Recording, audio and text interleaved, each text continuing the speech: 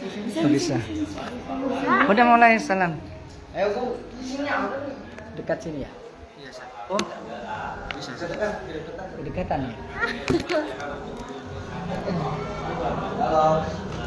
Salam dulu dimulai dengan bukan ini. dimulai dengan salam ya. Kenapa ini? Assalamualaikum warahmatullahi Gak tahu, emang dari dulu. Waalaikumsalam warahmatullahi wabarakatuh. Gak kena. Gak kena. Kita akan mempresentasikan di dalam Quran surat Yunus ayat berapa Gung? 40 dan 41. Di sini Allah telah berfirman di dalam Quran surat Yunus ayat 41 yang berbunyi, ikutin ya. Silakan. Alhamdulillah. Bismillahirrahmanirrahim. Bismillahirrahmanirrahim. Kok gak terang? Gak bisa sih. Wa Ini minhum gak terang. may yu'minu bihi wa minhum Tadi udah terang, la yu'minu bihi. Nah. Wa minhum may yu'minu bihi wa minhum man la yu'minu bihi. Wa rabbuka a'lamu bil mufsidin. Wa rabbuka a'lamu bil mufsidin. Wa in kadzabuka faqul li 'amali wa lakum 'amalukum. Wa in kadzabuka faqul li 'amali wa lakum 'amalukum. Antum bari'una mimma a'lamu wa ana bari'un mimma ta'malun. Antum bari'una mimma a'malu wa ana bari'un mimma ta'malun. Shadaqallahul adzim. Terjemahan ayat di sini ialah, dan di antara mereka ada orang-orang yang beriman kepada Al-Quran, dan di antaranya ada ada pula orang-orang yang tidak beriman kepadanya. Sedangkan Tuhanmu lebih mengetahui tentang orang-orang yang berbuat kerusakan. Dan jika mereka tetap mendustakanmu Muhammad, maka katakanlah bagiku pekerjaanku dan bagimu pekerjaanmu. Kamu tidak bertanggung jawab terhadap apa yang aku kerjakan, dan aku pun tidak bertanggung jawab terhadap apa yang kamu kerjakan. Quran surat Yunus ayat 40-41. Penjelasan ayat tersebut pada firman Allah ayat 40, Allah memberikan garis pemisah bahwa umat Nabi Muhammad SAW terbagi menjadi dua golongan dalam mengimani Muhammad sebagai nabi dan rasul serta wahyu Al-Quran yang disampaikannya sebagian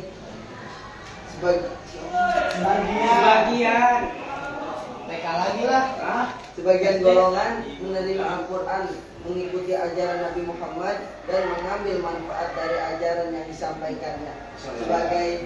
Sebagian lagi mereka tidak beriman dan selalu mendustakan Nabi Muhammad.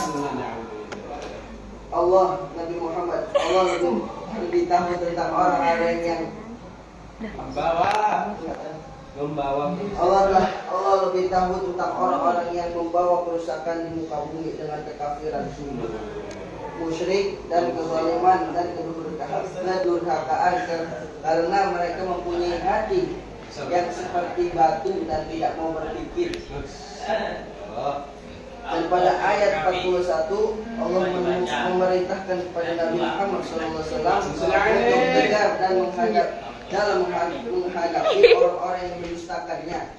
Nabi Muhammad SAW diperintahkan untuk menyatakan bahwa beliau tidak bertanggung jawab atas perbuatan mereka, dan mereka pun tidak bertanggung jawab terhadap perbuatan Nabi Muhammad SAW. Dengan kata lain, bagiku amalku dan bagimu amalmu. Selagi amal segala maaf.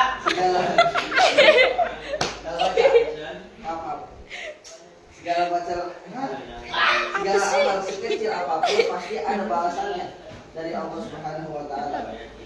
Dan amal saleh akan mendapatkan balasan yang baik, sebaliknya amal yang jahat akan mendapatkan balasan, akan mendapatkan keburukan di akhirat nanti. Maksud lafaz amali, amalku adalah Nabi Muhammad SAW akan terus berdakwah menyampaikan wahyunya Allah, menyeru kepada kebaikan, mengajarkan taat kepada Allah, memberikan kabar gembira kepada yang beriman dan memperingati bagi orang-orang yang mendustakan dengan mengancam siksa yang pedih. Buah dari amal beliau pun tidak ada hubungannya dengan orang-orang kafir. Sedangkan yang dimaksud amalmu adalah orang-orang kafir diberikan kebebasan untuk selalu mendustakan agama tanpa mau berhenti, tetap dalam kekafirannya, tetap dalam kekafiran dan kesyirikan, kezaliman ataupun berbuat kerusakan di muka bumi. Semua amal perbuatan orang-orang kafir dan syirik tidak ada hubungannya dengan amalan Nabi Muhammad SAW. Dan di dalam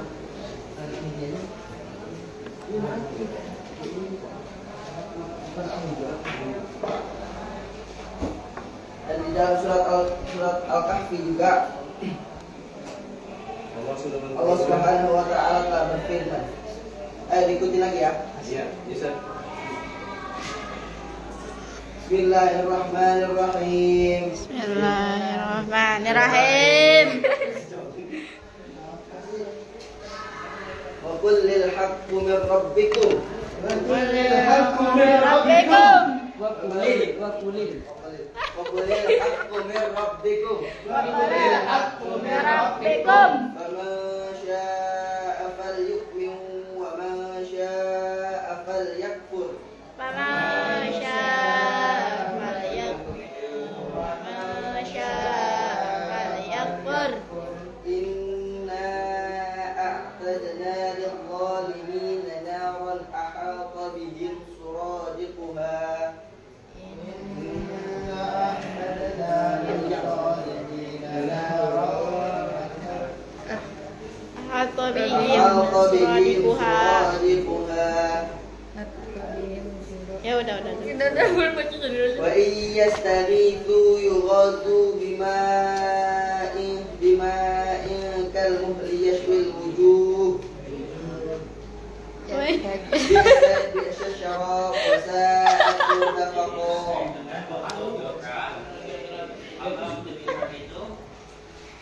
Dan terjemahannya ayat atas adalah, dan katakanlah Muhammad, kebenaran itu datangnya dari Tuhanmu. Barang siapa yang menghendaki beriman, hendaklah dia beriman. Dan barang siapa yang menghendaki kafir, biarlah dia kafir. Sungguhnya kami telah menyediakan neraka bagi orang-orang yang zalim. Yang gejolaknya mengepung mereka. Jika mereka meminta pertolongan untuk minum, mereka akan diberi air seperti besi yang mendidih, yang menghanguskan wajah. Itulah minuman yang paling buruk dan tempat istirahat yang paling jelek. Al-Quran surat Al-Kahfi ayat 29. Penjelasan ayat di atas ialah firman Allah yang menegaskan bahwa kepada semua manusia, termasuk orang kafir, termasuk kaum kafir dan kaum musyrikin yang sombong, bahwa dan katakanlah wahai Nabi Muhammad SAW bahwa kebenaran yakni wahyu ilahi Al-Quran yang turun dan aku sampaikan ini datangnya dari Tuhan yang memelihara alam semesta ini. Maka barang siapa yang menghendaki beriman tentang apa yang aku sampaikan ini, maka tidaklah dia beriman. Dan barang siapa yang menghendaki kafir, biarlah dia kafir. Manfaat dan keuntungan dari keimanan itu akan kembali pada dirinya sendiri, bukan kepada Allah dan Nabi Muhammad SAW. manusia yang memilih kafir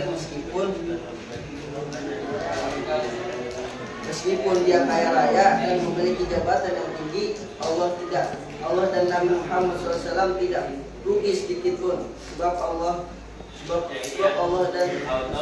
adalah zat yang maha kaya. Firman Allah tersebut juga menerangkan kerugian dan kecelakaan dampak menzalimi diri sendiri dengan mengatakan, sesungguhnya kami telah menyediakan bagi orang-orang zalim itu neraka yang gejolaknya menghukum mereka sehingga mereka tidak bisa keluar dan menghindar dari api dan terpaksa menjalani siksaan yang terus menerus. Apabila mereka meminta pertolongan dari panasnya api neraka, mereka akan diberi minum dengan air seperti cairan besi atau minyak yang keruh yang mendidih, dan tentu akan menghanguskan badan mereka. Dan itulah seburuk-buruk minuman dan tempat istirahat yang buruk. Sadaqallahul azim.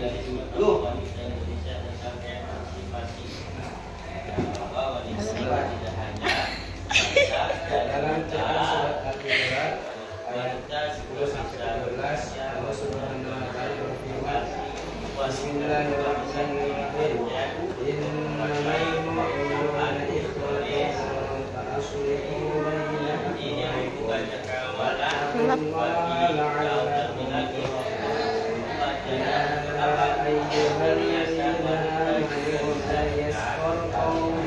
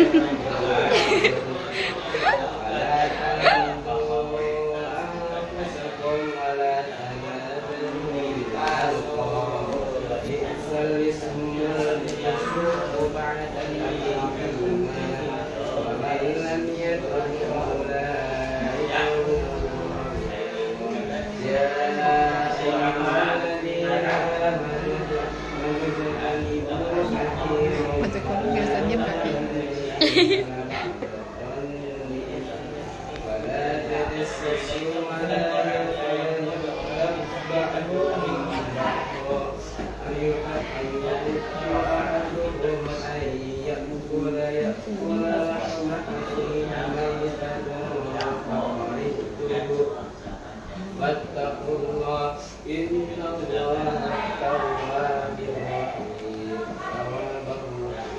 Ya ayyuhan nasu inna khalaqnakum min dhakarin wa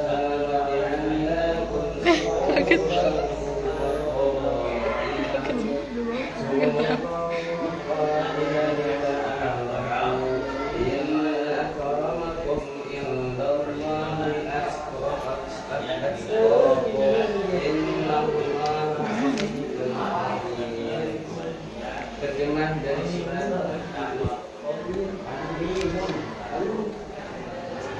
terjemah ayat yang mulia ini, sesungguhnya orang-orang mukmin itu bersaudara karena itu didamaikan antara kedua saudaramu atau yang berselisih, dan bertakwalah kepada Allah agar kamu mendapatkan rahmat. Ayat 11, wahai orang-orang yang beriman, janganlah suatu kaum mengolok-olok kaum yang lain, atau karena boleh jadi mereka atau yang diperolok-olokkan. Lebih baik dari mereka yang mengolok-olok dan dengan pula perempuan atau mengolok-olokkan perempuan lain, karena boleh jadi perempuan yang diperolok-olokkan lebih dari perempuan yang mengolok-olok. Janganlah kamu saling mencela satu sama lain, dan janganlah saling mandi dengan bahasa yang buruk. Seburuk-buruk panggilan adalah panggilan yang buruk pasti setelah beriman. Dan barang siapa yang tidak bertobat, maka mereka lah itulah orang-orang yang zalim.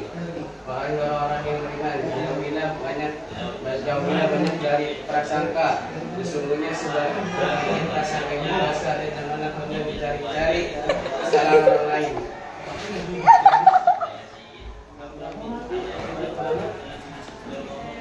Apakah di antara kamu yang suka memakan anjing saudaranya yang sudah mati? Tentu kamu merasa mati. Dan bertakwalah kepada Allah, sesungguhnya Allah Maha Pengampun dan Maha Penyayang. 13. Wahai manusia, sungguh kami telah menciptakan kamu dari seorang laki-laki dan seorang perempuan. Kemudian kami jadikan kamu berbangsa-bangsa dan bersuku-suku agar kamu saling mengenal. Sesungguhnya yang paling mulia di antara kami di sisi Allah ialah orang yang paling bertakwa. Sungguh Allah Maha mengetahui dan mengerti. Penjelasan dari ayat tersebut pada surat Al-Hujurat ayat 10, Allah menyatakan bahwa meskipun orang-orang mukmin berbeda bangsa, suku, bahasa, warna kulit, dan adat istiadat, budaya serta status sosialnya, namun mereka adalah satu kesatuan dalam bingkai persaudaraan Islam. Jiwa persaudaraan merupakan kunci utama dalam mewujudkan dan melestarikan kehidupan masyarakat yang harmonis, beradab dan bermartabat. Kisah pada masa Rasulullah menunjukkan manfaat yang besar dari persaudaraan tersebut, seperti diajarkan Rasulullah SAW ketika mempersatukan kaum Muhajirin dengan kaum Ansor. Contohnya adalah Abu Bakar As-Siddiq. Beliau persaudarakan dengan Haritha bin Zaid. Umar bin Khattab, beliau persaudarakan dengan Irbah bin Malik. Demikian juga dengan sahabat lainnya. Namun peristiwa sebaliknya juga pernah terjadi dengan tidak adanya kesatuan umat Islam di Palestina dan di seluruh Lebanon sudah dihancurkan oleh musuh Islam, yaitu Israel yang menjadi kawan bagi Amerika yang sekutunya. Sungguh benar-benar suatu perkataan yang mengatakan di satu kita teguh bercerai. Gambaran yang menerangkan bahwa seorang muslim itu ibarat sebatang lidi, maka ia akan mudah dipatahkan. Tetapi jika muslim lainnya diikat dengan satu ikatan seperti 100 atau 1000 lidi, maka siapapun yang mencoba mematahkannya pasti akan merasa berat. Untuk mewujudkan persaudaraan yang kokoh di antara kaum muslimin, maka dibutuhkan Al-Quran dan Sunnah yang melandasi sikap dan perilaku mereka dalam kehidupan. Sebab kemudian surat Al-Hujurat ayat 11 diriwayatkan dari dalam kitab Sunan yang 4, yaitu Sunan Abi Dawud, Sunan Al-Tirmidzi, Sunan An-Nisa, dan Sunan Ibnu Majah. Menurut Imam Tirmidzi, hadis ini hasan, menyatakan bahwa seorang laki-laki mempunyai 2 atau 3 agama. Orang itu sering dipanggil dengan panggilan tertentu yang tidak ia senangi. Surat Al-Hujurat ayat 11 ini turun sebagai larangan memanggil orang dengan nama-nama yang buruk dan tidak menyenangkan. Diriwayatkan oleh Al-Hakim dan lain-lainnya yang bersumber dari Abu Jubair bin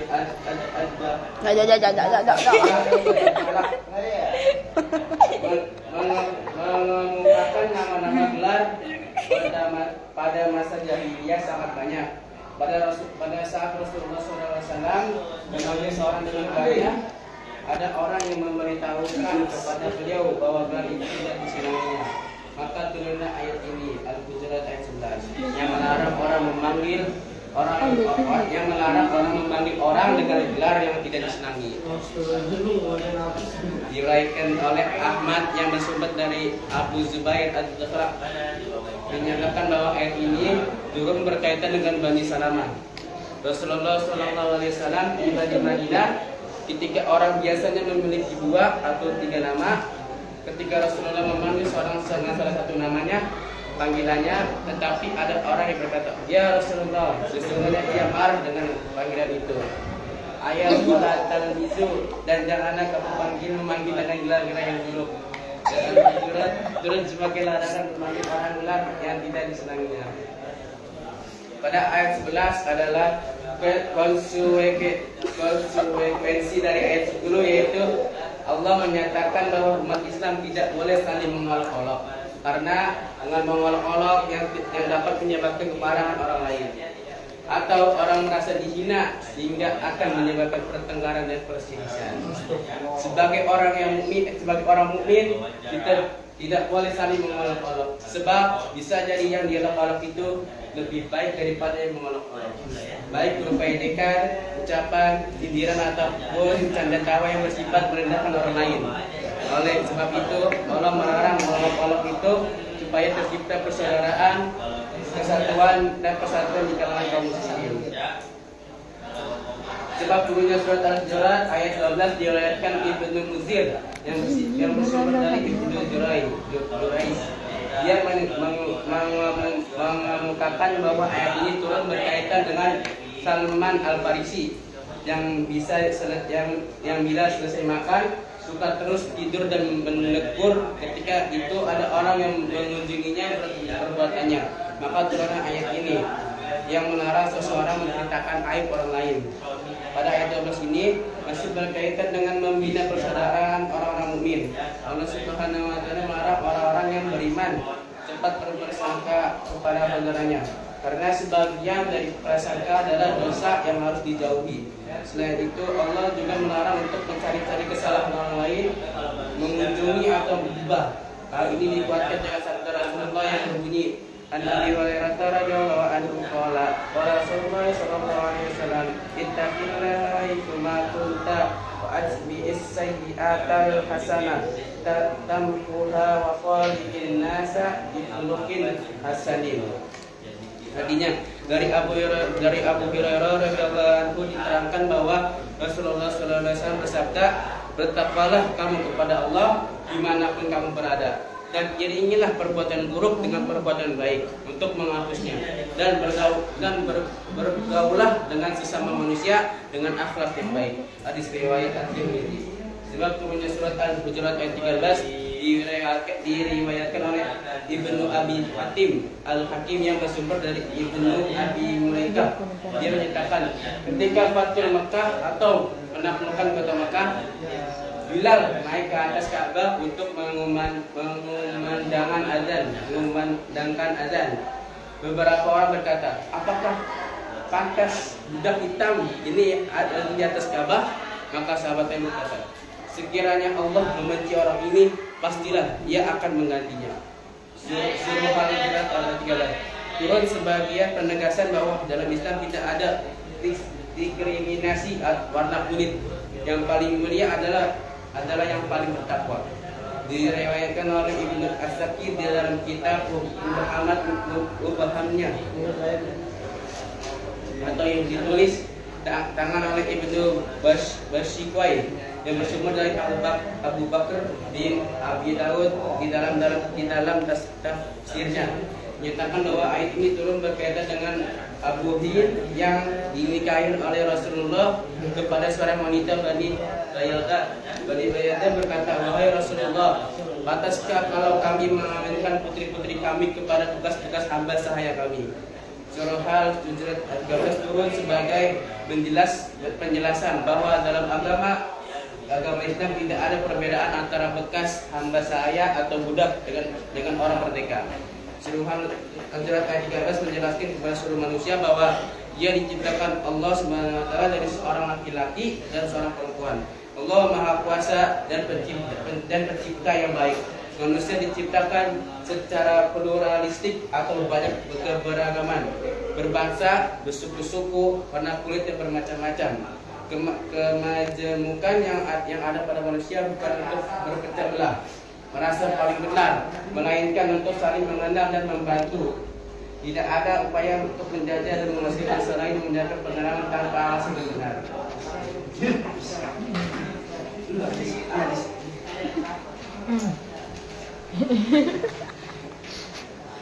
Bismillahirrahmanirrahim. 5. Hadis. Haddatsana Utsman bin Muhammad wa sami'tuhu ana min Utsman ibn Muhammad haddatsana Jarirun an Laitsi an Abdul Malik ibn Sa'id ibn Jubair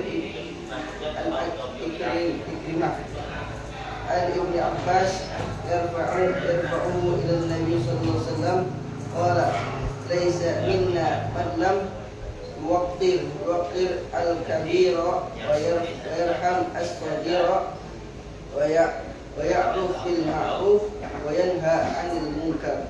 Rawahu Ahmad. Terjemahan hadis. Telah menceritakan kepada kami Utsman bin Muhammad dan saya sendiri mendengar dari Utsman bin Muhammad telah menceritakan kepada kami dari Laith, dari Abdul Malik, dari Said bin Jubair, dari Ikrimah, dari Ibnu Abbas, dan dia merofakannya hadis ma'ruf kepada Nabi SAW. Beliau bersabda, bukan termasuk golongan kami orang yang tidak menghormati yang lebih besar dan tidak menyayangi yang lebih kecil, serta tidak menyuruh pada kebaikan dan melarang yang mungkar. Hadis riwayat Ahmad. Perilaku orang yang bertoleransi dan beretika dalam bergaul. Kalian harus membiasakan membaca Al-Quran setiap hari, seperti pada waktu setelah maghrib, setelah sholat maghrib. Setelah itu amalkan perilaku toleransi dan etika dalam pergaulan sebagai pemahaman terhadap surah Al-Kafirun ayat 1-6, surat Yunus 1-40, atau 40 dan 41, surat Al-Kahfi ayat 29, surat Al-Hujurat ayat 10-12, dan hadis tentang toleransi dan etika pergaulan. Sikap dan perbuatan yang dapat diamalkan sebagai pemahaman dan pengamalan surat Al-Kafirun ialah sebagai berikut. Ayat 1-6 yang sebagai berikut. 1. Memiliki kepribadian yang teguh, kuat dan tidak mudah dipengaruhi oleh kejahatan. 2. Memberi kebebasan pada pemeluk agama lain untuk menjalankan keyakinannya masing-masing dan tidak mencampur adukan ajaran agama. 3. Setiap orang akan dimintai pertanggungjawabannya di hadapan Allah Subhanahu wa taala terhadap keyakinan yang dianut. Sikap dan perbuatan yang dapat diamalkan sebagai pemahaman dan pengamalan surat Yunus ayat 40 sampai 41 sebagai berikut. 1. Setiap orang mukmin wajib taat kepada Allah Subhanahu wa taala dan Rasulnya. 2. Menyadari bahwa Allah adalah pemelihara dan pembimbing semua manusia. 3. Orang yang tidak beriman kepada Nabi Muhammad SAW sebagai Rasul Allah dan apa yang disampaikannya berhak berpisah secara baik-baik, dan setiap orang akan dinilai oleh Allah Subhanahu wa taala serta diberi balasan yang sesuai. Jika perbuatan yang dapat diamalkan sebagai pemahaman dan pengamalan surat Al-Kahfi ayat 29 ialah 1. Nilai sebuah kebenaran adalah sesuatu yang pasti dan menjadi harga mati karena sumbernya dari Al-Quran dan tidak boleh diubah atau diabaikan. 2. Manfaat dari keimanan kita kepada Allah akan kembali kepada diri kita sendiri. 3. Mereka yang ingkar dan mendustakan ayat-ayat Allah akan merugi dan celaka. Sikap dan perbuatan yang diamalkan sebagai pemahaman dan pengamalan surat Al-Hujurat ayat 10-13 adalah 1. Setiap mukmin harus memiliki rasa persaudaraan yang kuat walaupun berbeda bahasa, suku bangsa atau kebiasaan atau status sosial, ekonomi, tetapi mereka satu ikatan persaudaraan dalam satu akidah. 2. Setiap mukmin tidak boleh mengolok-olok, menjelekan, menghina mukmin lainnya. 3. Setiap mukmin dilarang memanggil mukmin lainnya dengan panggilan yang jelek. 4. Orang mukmin dilarang berburuk sangka kepada orang lain. Setiap mukmin harus menyadari bahwa semua manusia sama kedudukannya di sisi Allah Subhanahu wa taala yang berbeda derajatnya. Derajat mereka adalah ketakwaannya. Bismillahirrahmanirrahim. Kenapa?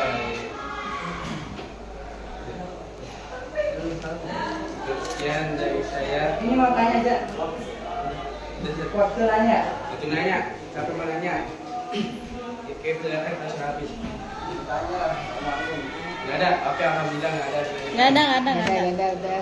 Ya, Nasis, Sifat. nggak ada. Cukup sekian dari saya. Nanya, nanya gitu. Ngetes tadi. Ada Masih. Agung. Enggak sekian. Ini Sifat nanya ayo. Apa sih kakak? Dari surat yang dibaca tadi berapa surat? 3 atau 4 itu? Dijadikan dalil dari toleransi lanjutan dari bab 4. Mungkin ada yang mau ditanyakan kepada dua narasumber yang di depan. Silakan. Coba Zaskia. Sebutkan. Mau Ada nanya dong. waktu 5 Mau nanya menit. dong. Nanya. Kalau yang nanya disorot di video ini. Enggak. Nih kesini aja. Sebutkan hal-hal yang harus dihindari dalam bergaul. Hah? Ayo, kedengeran. Sebutkan hal-hal yang harus dihindari dalam bergaul antara sesama muslim. Bukan bis. Yang harus dihindari dalam bergaul. Ya.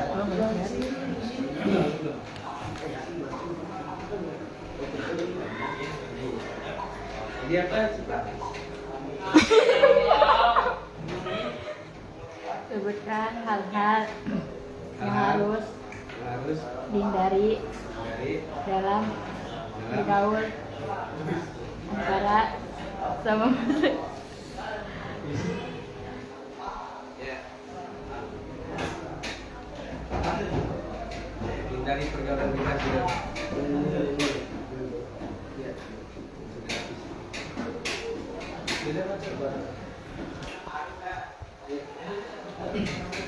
Apa tadi?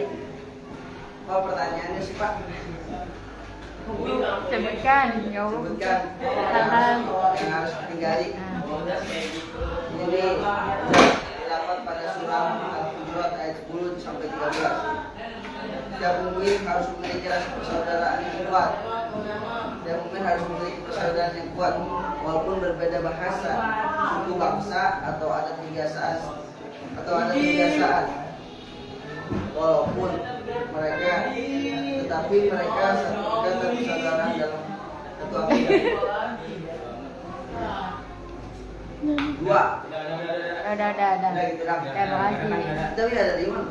Udah, nggak apa-apa udah. Buat ulangan. Udah.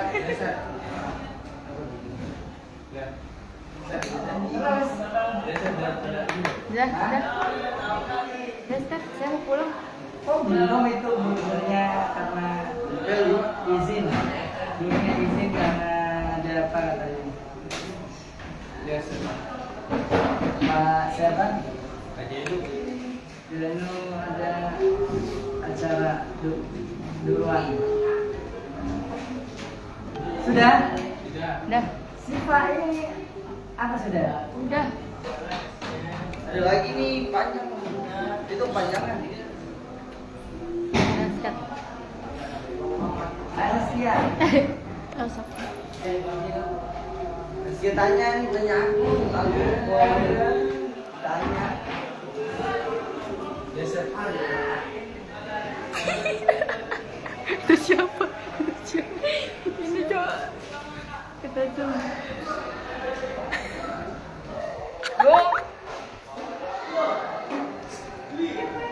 Enak sih. Ini Agung guys. Kalau sudah nggak apa-apa. Sudah belum? Dah. Semuanya? Dah. Satya? Ya udah saat. Udah. Udah tutup diakhiri dengan doa. Doa apa salam? Cukup sekian dari kami. Apabila ada salah kata, telah dimaafkan. Kurangan dari salah kata, pembicaraan yang salah, Mohon dimaafkan karena kita manusia. Assalamualaikum. Enjoy. Wabillahi taufiq wal hidayah. Assalamualaikum warahmatullahi wabarakatuh. Waalaikumsalam.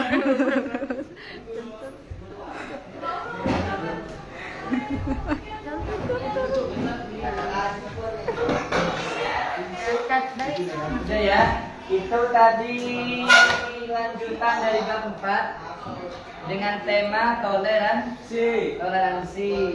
Di antara yang dibaca surat Yunus ayat 40 sampai 41 yang di situ Allah menceritakan atau menjelaskan tentang tipe-tipe manusia atau orang.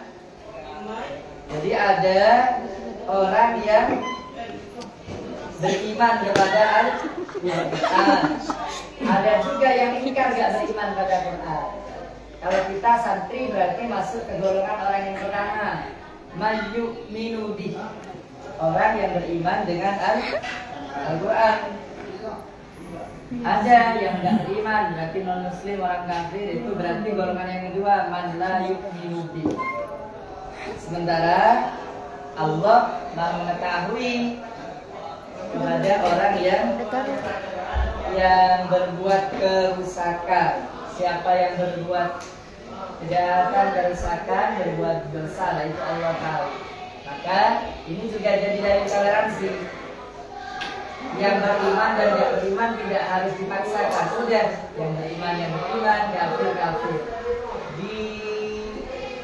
Biarkan begitu saja, jangan saling menyerang, jangan saling memaksakan, jangan saling merendahkan, menghina. Udah biarin, karena Allah nanti yang akan mengadili, yang akan mengadili. Terus Nabi juga diperintah oleh Allah agar Nabi tetap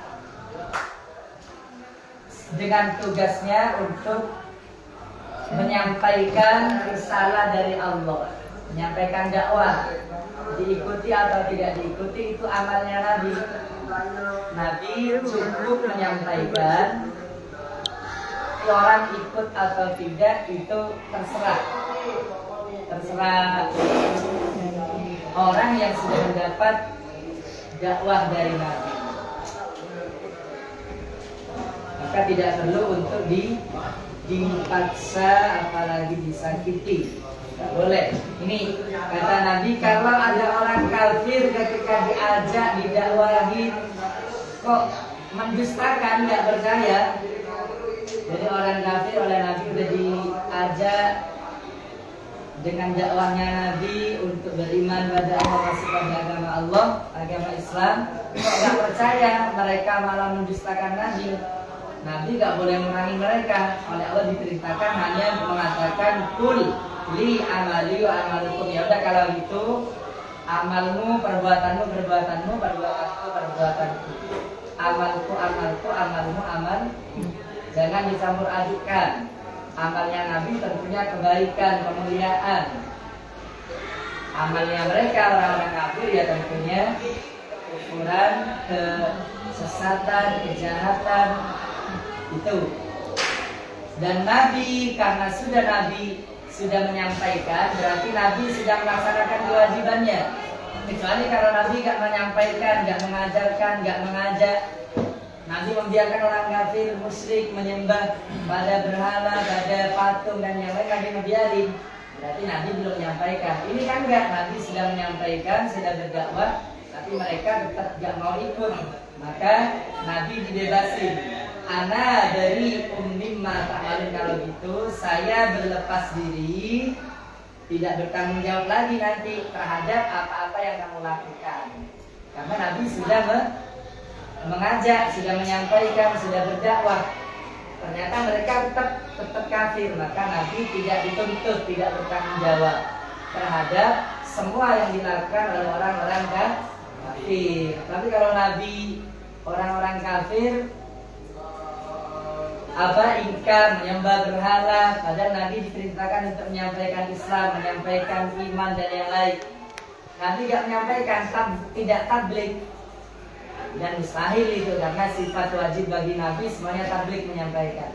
Kalau misalnya tidak menyampaikan baru salah, baru ada tuntutan. Ini kan enggak, Nabi sudah menyampaikan, cuman mereka tetap tidak mau menerima apa-apa yang disampaikan oleh Nabi. Maka Nabi tidak bertanggung jawab, tidak dituntut lagi, tidak ada tanggungan. Maka Nabi tidak bertanggung jawab terhadap mereka ya, terhadap apa-apa yang mereka kerjakan. Ini juga dalil toleransi. Udah, Nabi padahal punya kekuatan harusnya untuk memerangi orang kafir. Ketika sudah kembali ke Mekah sudah jaya, ternyata enggak. Yang kafir ya kalau nggak mau ya tetap dibiarin, nggak disakiti, nggak dibom, nggak diperangin, tidak. Nah ini berarti dalil toleransi. Orang dibiarkan melakukan apa yang diyakininya menurut agamanya, jangan dipaksa-paksa. Yang penting kewajiban kita sudah menyampaikan. Ketika tidak diindahkan, tidak diikuti, udah biarin. Fakun li amali walakum amalukum. Kalau gitu amalku, perbuatanku, ya amalmu, perbuatanmu. Tanggung jawab masing-masing. Udah, ada di surat Al-Kahfi sama itu. Yang mau beriman silakan, yang mau kafir silakan. Cuman Allah sudah mengabarkan nanti Allah menyediakan neraka itu. Narun ahata bihim suradiquha. Allah menyediakan neraka bagi yang zalim. Yang zalim itu orang kafir itu zalim. Zalim kepada dirinya sendiri dengan dia tidak beriman, tidak sholat, berarti dia zalim kepada dirinya sendiri. Kenapa? Karena membiarkan dirinya tersiksa nanti di neraka selama-lamanya. Kan berarti nyakitin diri sendiri. Orang yang nggak beriman, nggak sholat, nggak mau beriman pada Nabi, pada Al-Quran, itu berarti membiarkan dirinya disiksa di neraka, nyakitin dirinya sendiri. Kan berarti zalim. Kalau nyakitin orang lain berarti zalim pada orang lain. Ini enggak, nyakitin diri sendiri. Kok bisa nyakitin diri sendiri? Iya, dengan cara udah ada informasi, pemberitahuan kalau kafir nanti akan disiksa di neraka selama-lamanya. Kok dia mau? Berarti dia mau menyakiti dirinya sendiri, disiksa di neraka selama-lamanya. Berarti zalim. Maka gak perlu dipaksa. Yang mau beriman, mau masuk Islam silakan. Yang mau kafir, orang kafir ya udah silakan. Yang penting dia siap untuk menerima balasannya dari Allah, konsekuensinya orang kafir di neraka selama-lamanya. Gak perlu kita saling menjelekkan, menghina, mencaci. Udah biarin aja, itu namanya toleransi. Gak perlu ikut-ikutan juga. Gak perlu ikut-ikutan, gak perlu memaksakan. Cukup membiarkan. Jadi itu yang pas makna dari toleransi. Udah biarin aja, kalau dia gereja biarin. Ya, dia ke pura, ke kuil biarin. Itu toleransi yang bisa kita pahami dari ayat-ayat yang ada di dalam Al-Quran.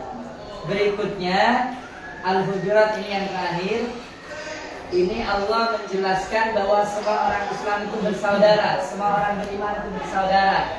Kalau kepada orang kafir saja kita gak boleh nyakitin, kita gak boleh menghina, apalagi dengan orang Islam, orang beriman, yang mereka semua adalah saudara kita.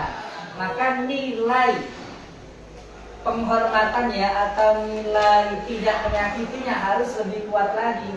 Kalau pada orang kafir kita gak boleh nyakitin, apalagi pada orang beriman. Akhirnya tetap saling menjaga persaudaraan, tetap saling memperhatikan, menjaga, memperkuat persaudaraan sesama Islam atau dalam iman.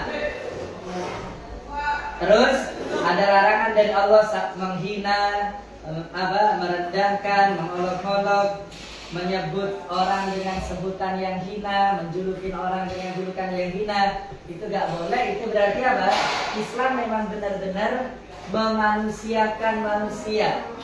Manusia gak boleh dihina, baik itu orang Islam atau orang kafir. Di sini nggak boleh, jangan menghina, jangan satu kaum mengolok-olok. Mengolok-olok itu berarti menghina, menjelek-jelekan, tidak boleh.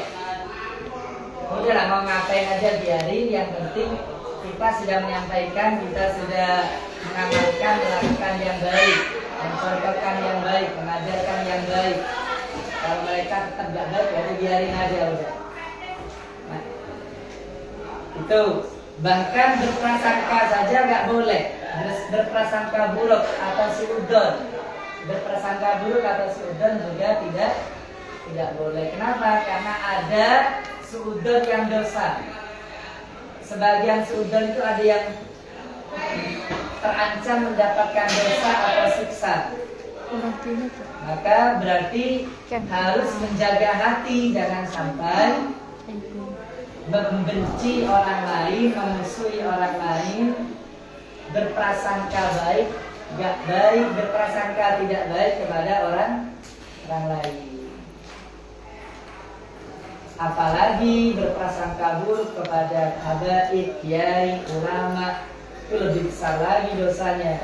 Berprasangka buruk suudzon saja kepada orang lain, orang biasa saja dosa, apalagi suudzon kepada para kiai, para ulama, para habaib, para orang-orang soleh. Gak boleh. Harus kita tanamkan husnudzon kepada mereka semua. Dan juga Allah menjelaskan bahwa orang itu, manusia yang ada di muka bumi ini oleh Allah diciptakan dari laki-laki, perempuan, bersuku-suku, berbangsa-bangsa.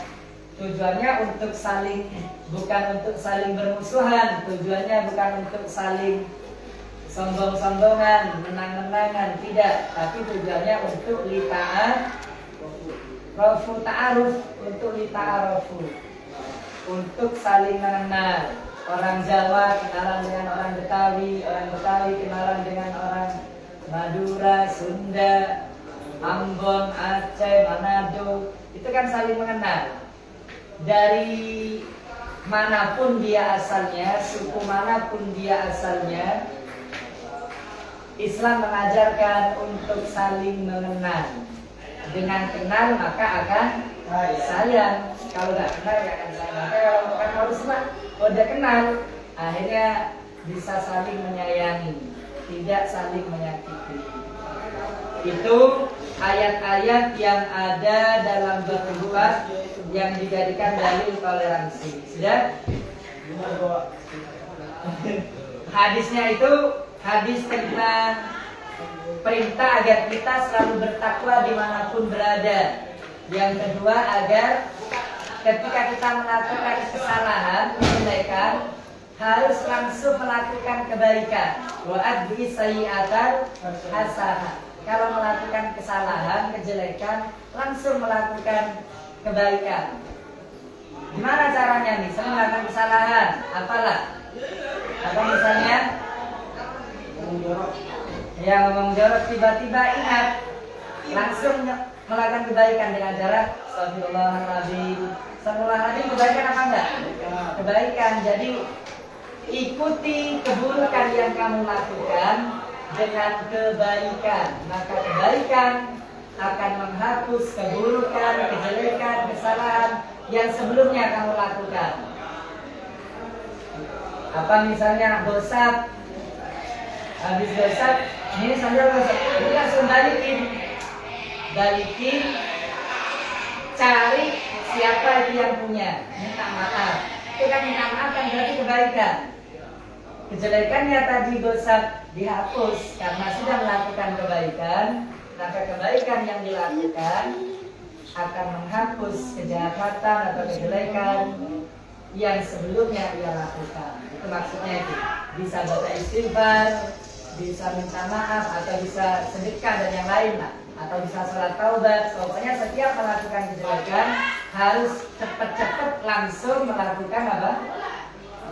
Kebaikan. Misalnya melakukan kesalahan, langsung sholat taubat ke, sholat sunnah ke, sholat hajat, yang penting melakukan kebaikan. Sedekah atau istighfar, minimal istighfar atau sholawat. Jadi habis gosap langsung baca selawat Muhammad itu bisa jadi kebaikan yang ia lakukan yang berupa baca salawat akan menghapus kesalahan yang ia lakukan. Kalau misalkan katanya kalau aku kan bisa diterima kan satu hari kalau dengan istighfar gitu.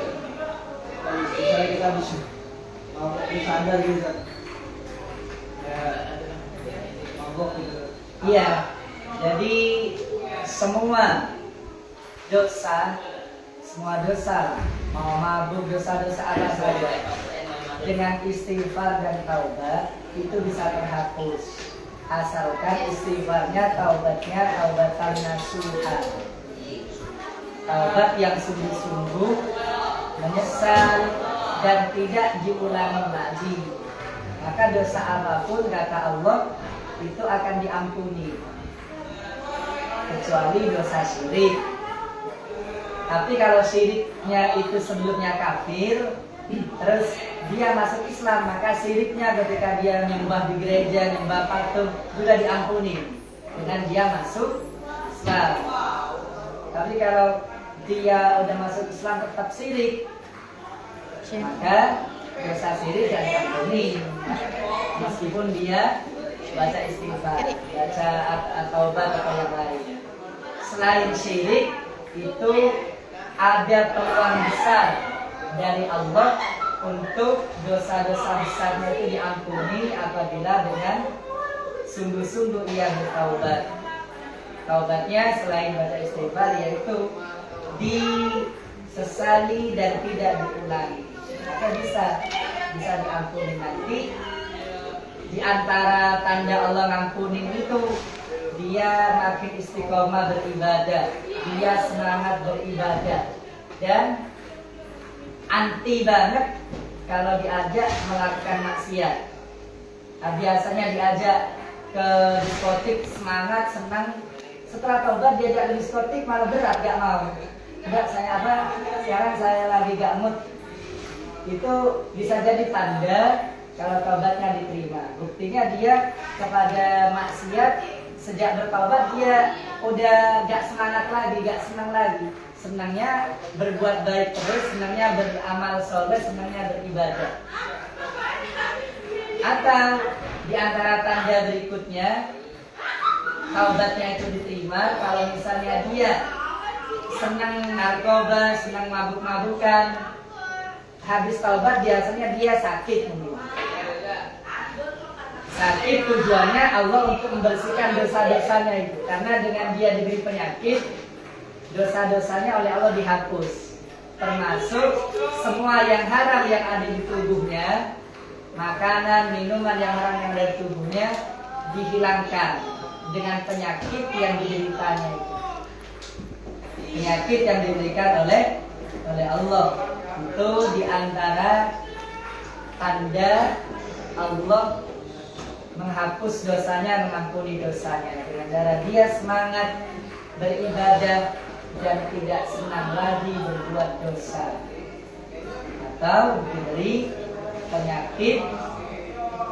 Saat diberi penyakit dia ikhlas, dia ridho, dia sabar. Tapi kalau gak sabar ya nambah dosa. Dikasih penyakit marah-marah mulu, dikasih sakit ngambek terus, ngomong yang gak enak terus, maka itu bukan menghapus dosa, malah menambah dosa. Yang menghapus dosa itu ketika diberi sakit dia sabar, dia ridho, dia ikhlas dan tetap istiqomah beribadah, maka itu penyakit yang dideritanya bisa dipastikan menghapus dosa-dosa yang pernah dilakukannya. Wallahu a'lam. Al-Fatihah.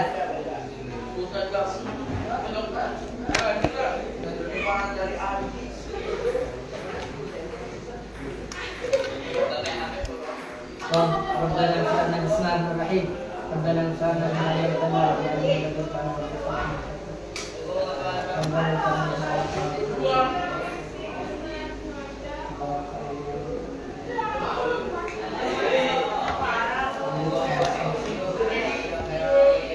Subhana rabbika rabbil izzati amma yasifun. Allahumma shalli ala sayyidina Muhammad. Ini belum juga. Selesai. Yang nonton 1. Cai Tuan. Siapa Cai Tuan? Mana ini? Koneksi lambat lagi.